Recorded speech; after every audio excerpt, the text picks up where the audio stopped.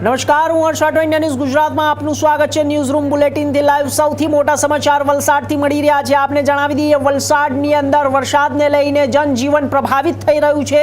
ચારે બાજુ પાણી દેખાઈ રહ્યા છે અને આ સાથે જ ચારે કોર પાણીથી ભરાવો દેખાઈ રહ્યો છે અને વરસાદના કારણે જનજીવન પર પ્રભાવિત બની રહ્યું છે। આસપાસના ગામોમાં ધોધમાર વરસાદ વરસી રહ્યો છે। વરસાદના કારણે શહેરના અનેક વિસ્તારોમાં પાણી ભરાયા છે। વલસાડના હાલર વિસ્તારમાં આવેલી સાઈનાથ સોસાયટી અને અમરનાથ સોસાયટીમાં જ્યારે છેલ્લા 4 દિવસથી વરસાદી પાણી ભરાયેલા હોવાથી સ્થાનિકોને ભારે હાલાકીનો સામનો કરવો પડી રહ્યો છે અને ઘર વખરીઓના સામાન પણ પલળી જાય છે। પાણી ઘરની અંદર સુધી ઘૂસી જાય છે। આવી પરિસ્થિતિઓનો સામનો જનતા પણ કરી રહી છે। આપણે જણાવી દઈએ કે વલસાડ નગરપાલિકાએ અસરકારક પગલાં લીધા નથી, જેના કારણે આ સ્થિતિ સર્જાઈ હોવાનું માનવામાં આવી રહ્યું છે। સોસાયટીમાં રહેતા પૂર્વ નાયબ મામલતદાર સહિતના સિનિયર સિટીઝનો પણ તંત્ર સમક્ષ રજૂઆત કરી રહ્યા છે અને સમસ્યાનો ઉકેલ લાવવા માટે પ્રયાસો કરી રહ્યા છે। નગરપાલિકા સામે જ્યારે જનતાનો ભારે રોષ જોવા મળી રહ્યો છે।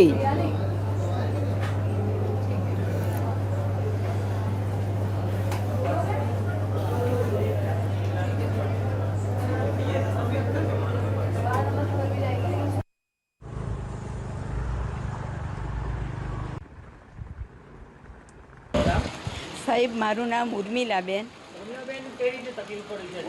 મને તકલીફમાં આ મારે અહીંયા પાણી દાખલ થાય છે મારે અંદર ઘરમાં, ને આજે સરકારી રોડ છે તેની અંદર આખી પારી બનાવી દીધી છે એ લોકોએ, એટલે પાણી મારા તરફ આવે, પેલી બાજુ ફોસ ઓછો જાય। હવે એ ફોસ જો નીકળી જતો હોય તો મારા ઘરમાં પાણી નહીં ભરાય।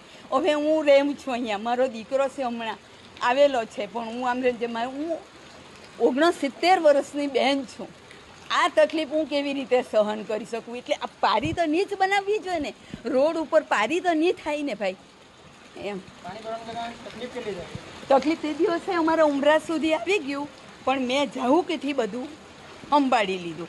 હવે કંઈ કહેશે, હવે આખો દિવસ આ એકલી પાણી આવી જાય તો શું કરું?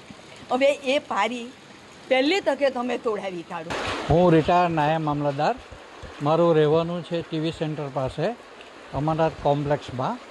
અત્યારે દર ચોમાસામાં અમારે ત્યાં એટલું બધું પાણી ભરાય છે કે ઘરમાં પણ આવી જાય છે। ગયા વર્ષે પણ આ રજૂઆત મીડિયામાં